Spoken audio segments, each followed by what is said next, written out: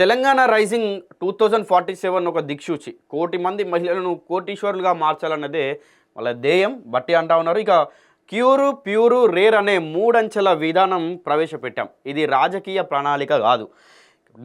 ఇక ఇది ఏమంటారు, ప్రభుత్వ నివేదిక కూడా కాదు. మన పిల్లల భవిష్యత్తుకు నిర్దేశించిన ఒక మార్గం అట.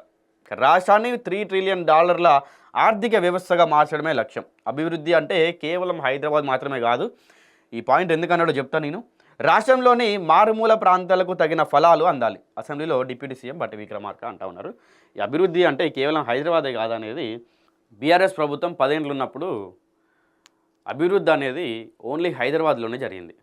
ఓఆర్ఆర్ అవ్వచ్చు, ఐటీ కంపెనీలు అవ్వచ్చు, ప్రతి ఒక్కటి కూడా హైదరాబాద్లోనే జరిగింది. తెలంగాణ అంటే ఏంటిది అని అంటే 10 ఏళ్ళు కూడా వీళ్ళు హైదరాబాద్నే చూపించుకుంటూ వచ్చిర్రు. కేబుల్ బ్రిడ్జ్ అన్నారు, ఐటీ కంపెనీలు అన్నారు, ఇన్నర్ రింగ్ రోడ్లు, అవుటర్ రింగ్ రోడ్లు. సో ఇవన్నీ కూడా చూపించుకుంటూ వచ్చారనమాట. సో దానికి ఒక సెటరికల్గా కూడా బట్టి విక్రమార్క ఇదే అన్నారనమాట. తెలంగాణ అంటే, డెవలప్మెంట్ అంటే హైదరాబాద్ ఒక్కటే కాదు, ఇన్ఫ్రాస్ట్రక్చర్ ఒకటే కాదు.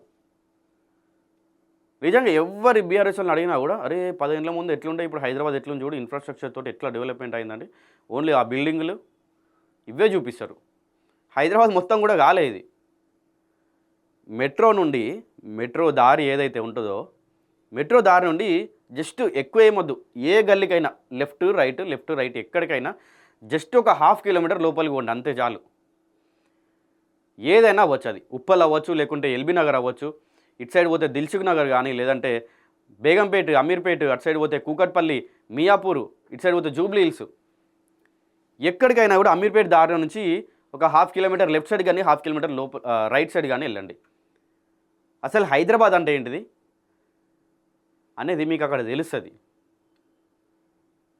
ఏదో మీరు ఇన్ఫ్రాస్ట్రక్చర్ 10 ఏళ్ళు చూపించి ఇదే తెలంగాణ అని చూపించారు కదా, అది కాదు తెలంగాణ. అందుకోసమనే సెటరికల్గా అన్నాడు. సో ఒకసారి మనం వార్త అయితే పూర్తిగా చదువుదాం. తెలంగాణ రాష్ట్ర సమగ్ర అభివృద్ధికి తెలంగాణ రైజింగ్ 2047 విజన్ డాక్యుమెంట్ ఒక దిక్సూచి వంటిదని డిప్యూటీ సీఎం అంటా ఉన్నారు. ఇక ఇది కేవలం ప్రభుత్వ నివేదికో లేదా రాజకీయ ప్రణాళిక పత్రమో కాదని, మన పిల్లల భవిష్యత్తుకు నిర్దేశించిన ఒక బలమైన మార్గం అని స్పష్టం చేశారు. ఇక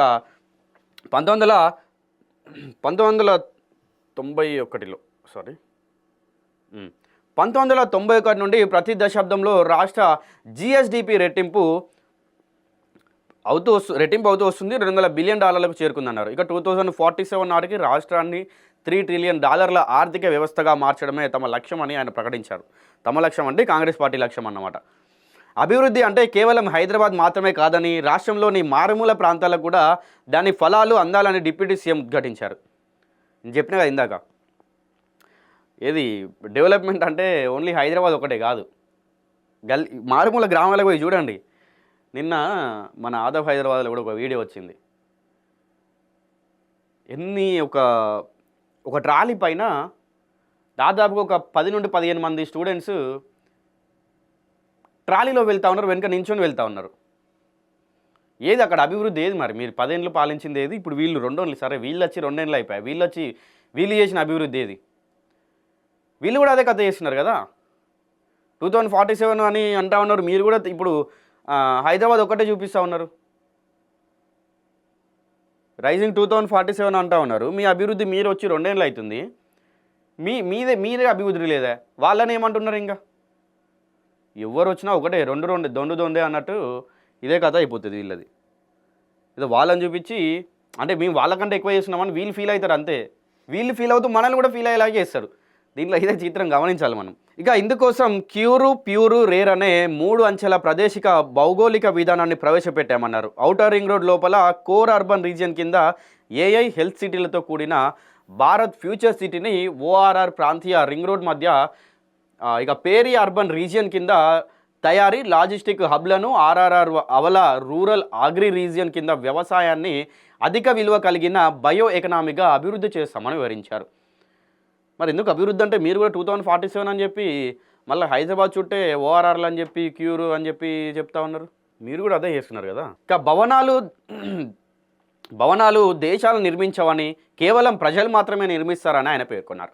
యువతలో నైపుణ్యాలను పెంపొందించేందుకు యంగ్ ఇండియా స్కిల్స్ యూనివర్సిటీ ద్వారా జర్మన్ మోడల్ అప్లిటేషన్కి అమలు చేస్తున్నట్లు తెలిపారు. కేవలం డిగ్రీలకే పరిమితం కాకుండా విద్యార్థులు నేరుగా పరిశ్రమల్లో పనిచేస్తూ అనుభవం గడించేలా డిగ్రీ టు కాంపిటెన్సీకి ప్రాధాన్యత ఇస్తామన్నారు.